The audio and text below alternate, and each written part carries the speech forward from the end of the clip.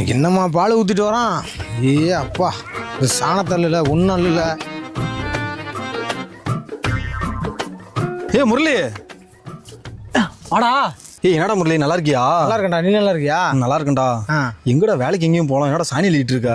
என்ன பாரு, நல்லா படித்தேன், கம்பெனியில் பாரு மாதம் 20,000 சம்பளம் வாங்குறேன், மன நிறைவா செழிப்பாக இருக்கேன்டா. அண்ணா வாடா கார்த்தி. அண்ணா லோடெல்லாம் அனுப்பிட்டியா? 3 லோடு அனுப்பிட்டேண்ணா. அனுப்பியாச்சா? அனுப்பிட்டேன். இந்த மாதம் பால் காசு எவ்வளோ வந்திருக்கு? கொஞ்சம் குறைஞ்சிருக்குண்ணா. ஏன் எவ்வளோ?